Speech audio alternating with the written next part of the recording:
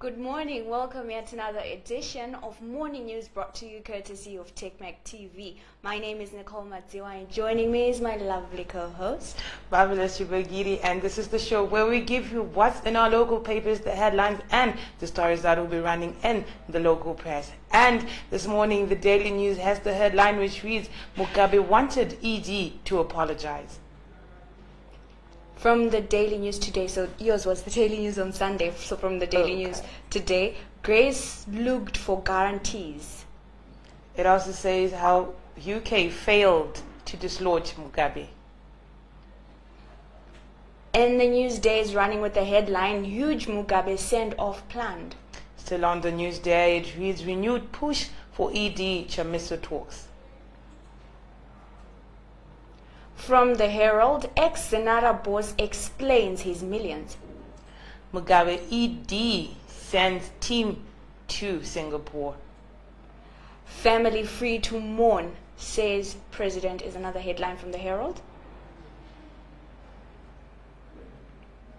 The Standard also reads, Mugabe's family breathes fire.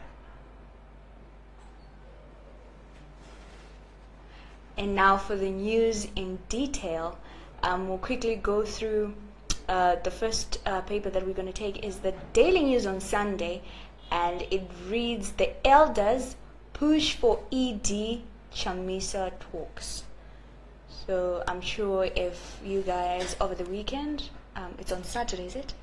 Yes, that's when the elders met President Mnangagwa and the MDC president, Nelson Chamisa. So the story reads, the elders, an eminent group of global human rights and peace campaigners, say Zimbabwe's political leaders must commit to a truly inclusive national dialogue and prioritize the economic and social needs of ordinary citizens. Mary Robson, chair of the Elders and former president of Ireland, and Graca Machel, deputy chair of the Elders and former Mozambican freedom fighter, were in Harare for a two-day visit where they met President Mnangagwa and the leader of the opposition MDC alliance, Nelson Chamisa, in a bid to push them into dialogue. They also met representatives of civil societies, women groups, church leaders, and representatives of the international community. So the elders left yesterday. We also understand from that article. And this one reads, Millimil flour prices set to go up. Prices of millimil flour and bread are set to go up after the government reviewed upwards producer prices of maize and wheat last week. Producer prices of maize and wheat to millers were increased by 86% and 38% respectively. Maize grain is now 1,300 per metric ton from 726, while wheat has gone up from around 1,600 per metric ton to 2,200. The increase in producer prices is expected to translate into an upward review of prices of maize meal, flour, and bread. Wow, so people brace buckle up. yourselves. Exactly, because it's coming.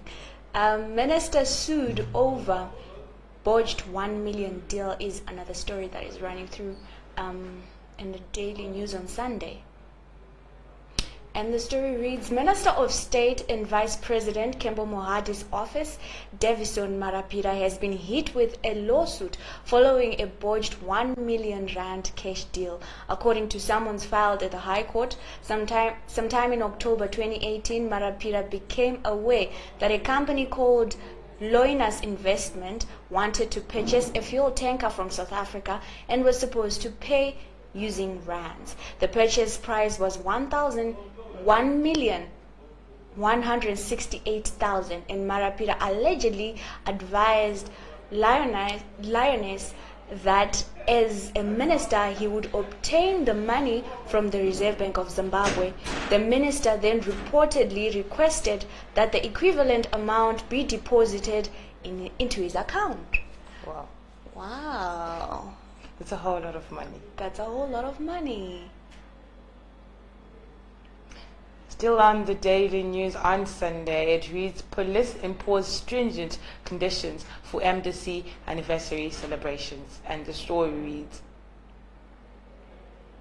The Zimbabwe Republic Police said RP has sanctioned but imposed stringent conditions for the opposition MDC's 20th anniversary celebrations scheduled for September 14 at Rufaro Stadium, Harare.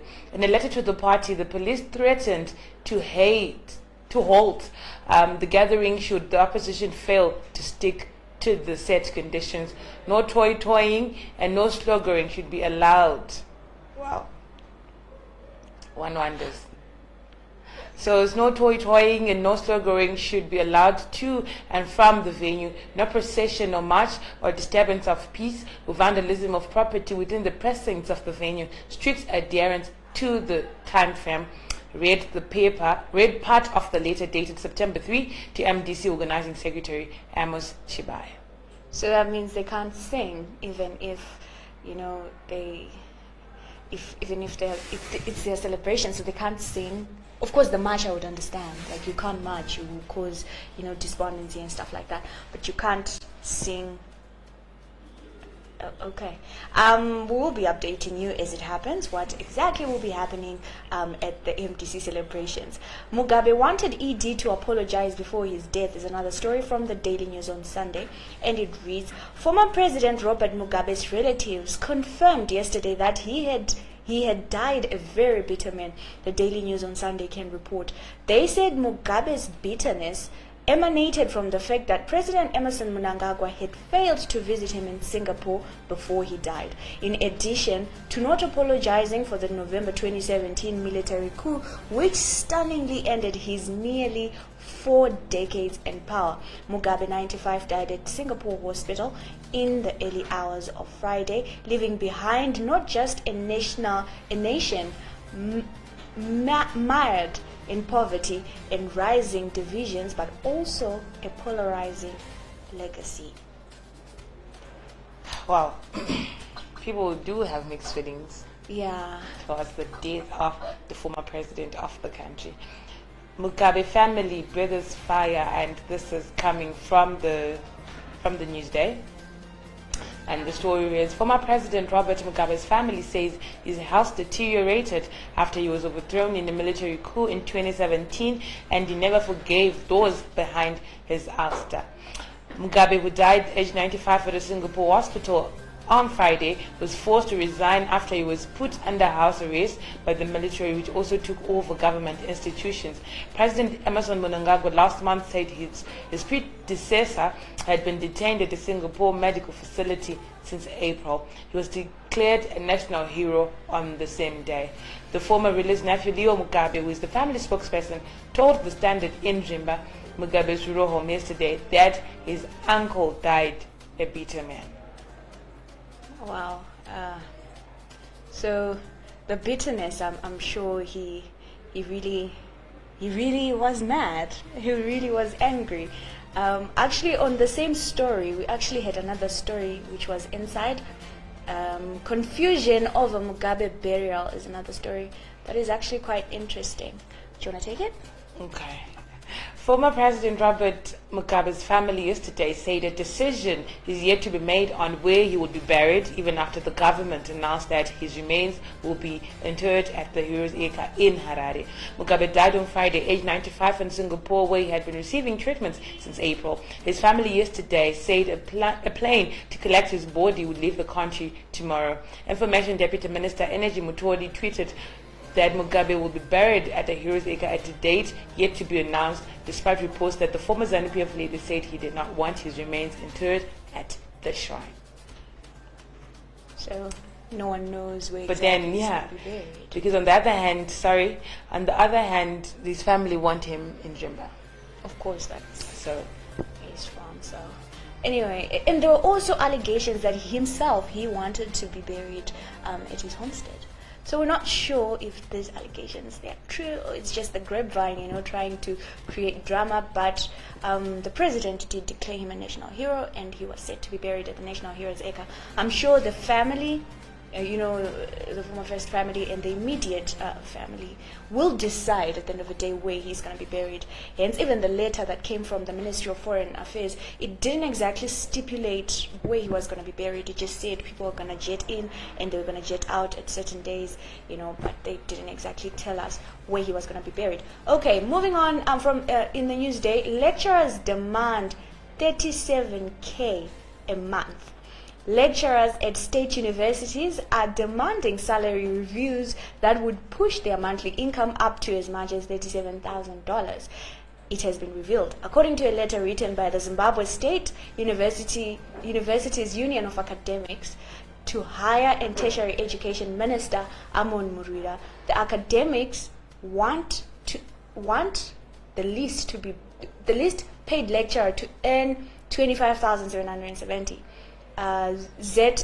ZSUA is demanding a monthly salary of 37,311 for professors.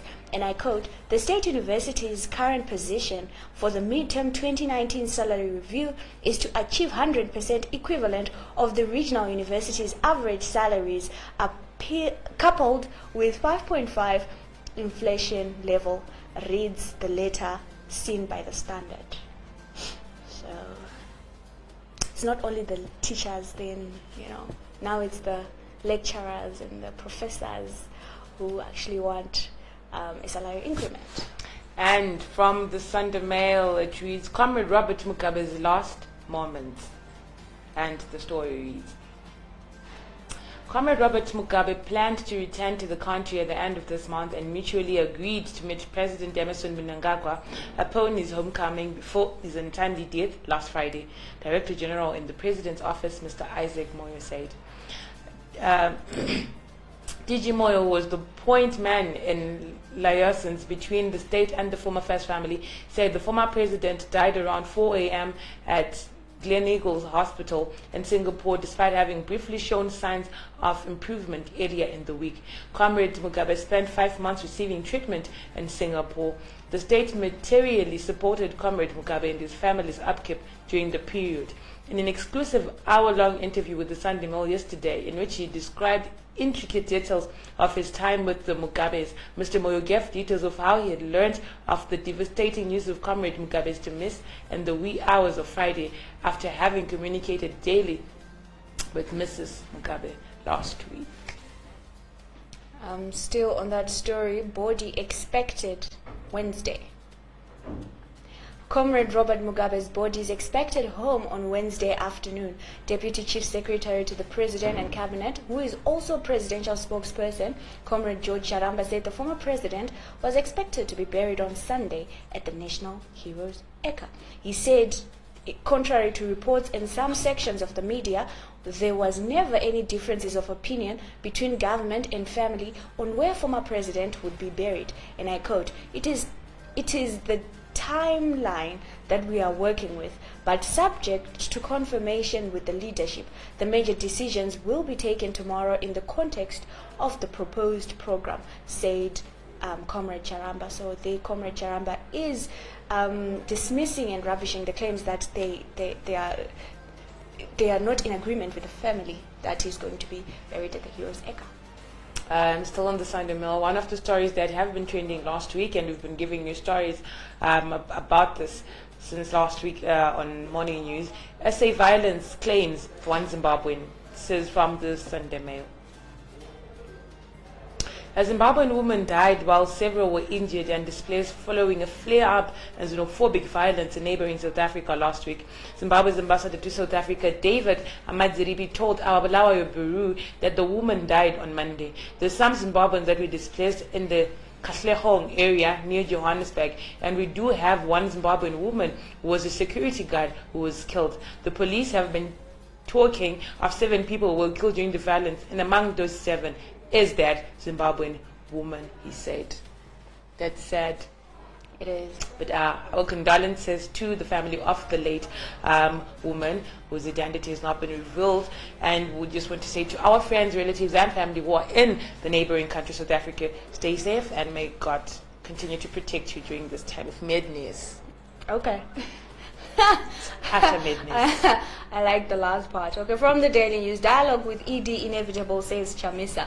And the story reads, MDC leader Nelson Chamisa says talks with President Emerson Mnangagwa are inevitable a day after meeting the elders, an imminent group of global human rights and peace campaigners pushing for dialogue between the two leaders. Chamisa said after meeting Mary Robinson, chair of the elders and former president of Ireland, and her deputy Graca Michelle, dialogue with his arch rivalry was unavoidable following the economic crisis bedeviling the country. So that's what Nelson Chamisa We wait. said. Indeed, all we can do is wait.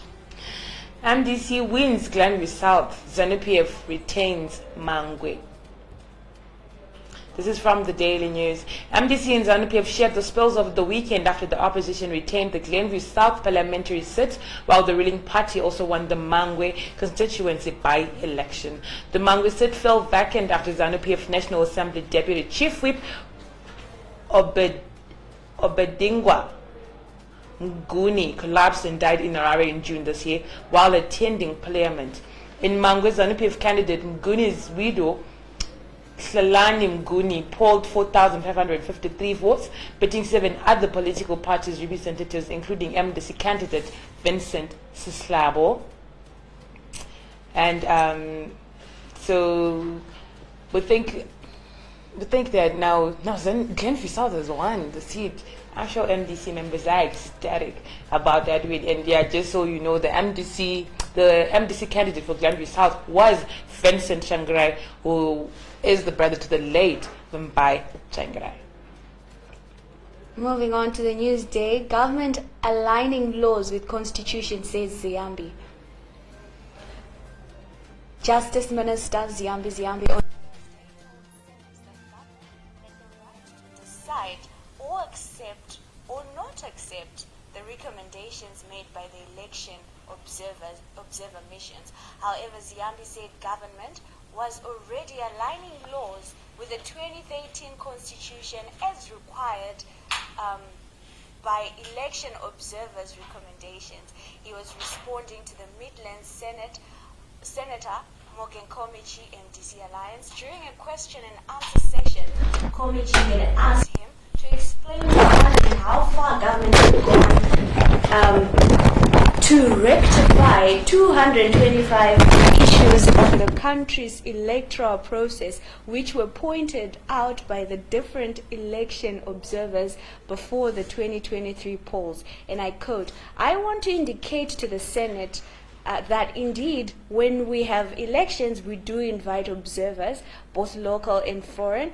They produce reports of their observations and make recommendations," says Ziambi. Recommendations are made for somebody to study them and then decide whether to accept them or not. President Mnangagwa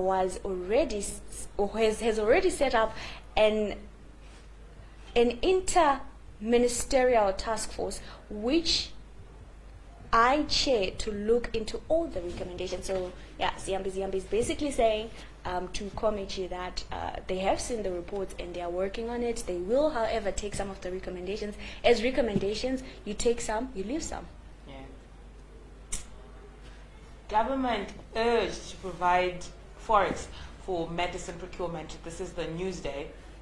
Parliament has urged government to avail adequate foreign currency to the National Drugs Talkers NetFam for medicines procurement and raw materials to boost local production of drugs.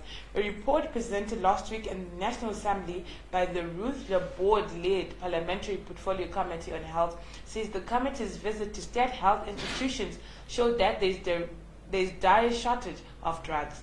The committee noted that the black market was thriving as a result of shortages of medicines and drugs at public institutions occupied with exorbitant prices of the products and the private sector, the report read. So they're calling on the government to make sure that for the procurement of medicines, obviously most of it which is imported, then there has to be foreign funds available. PPC turns to solar as power cuts bite. In anticipation of rising energy costs and challenge of sustainable supply across Africa, regional cement maker PPC is considering implementing solar photovoltaic at its factories, starting with its factories in Blawayo and Collenbone, which is in West Nicholson. In its 2019 Environment and Energy Supplementary Report, PPC said due to rising energy costs and intermittent power supplies, especially in Zimbabwe, it was considering investing in solar energy. So that's what PPC is going to do. Well, I think it's a long time coming. I don't even know why this is news. They're already supposed to have invested in solar, but oh well. Coca-Cola to invest $1 billion in Africa. And the story reads, Bruno Petrassi, the president of the Southern and East African Business Unit of the Coca-Cola Company, has revealed that the company will be investing $1 billion, which is equivalent to 14.9 billion rands in its operations across Southern Africa and East Africa. The company plans to spend the investment in introducing new products into the market, capacity expansion, innovations, and supporting the firm's brands. And I quote, Petrassi spoke at the ongoing World Economic Forum on Africa Summit, where he disclosed that the Southern and Eastern African region is one of the top 10 regions in the continent. So yeah, that's what the story reads there. And moving on, 8,000 register for Command Agriculture. That's the Herald today. So the headline again reads, 8,000 register for Command Agriculture in Marsh Central. And the story reads, at least 8,000 farmers have so far registered under Command Agriculture in Mashonaland Central Province, with the figure expected to double when the summer cropping season begins. Oh, okay. So Mashonaland Central Provincial Agri-Tax Officer, Mrs. Tapererwa, said registration started on a high note, and they were targeting 2,800 hectares to be put under maize, while 20,000 hectares will be put under soybeans. So whenever I hear about Command Agriculture, all I'm thinking about is the money that is said to have gone missing. Yeah. I won't comment any further on that. Okay. So I think that was it. That was all that we had for you this morning. Remember that for more news, also go to our site, which is www.technomag.co.za for all your tech news, all the fresh and the new when it comes to technology. Of course, and for our general news, your business, your politics, you can still visit www.techmag.tv. I'll take that again, www.techmag.tv. So you can see everything that is happening everywhere. And, wow. We'll keep you in touch with everything that's happening around you and also globally. So from myself and my beautiful co-anchor and the crew behind the scenes, that is all we had for you this morning. See you, make a date with us again tomorrow morning. Have a marvelous one.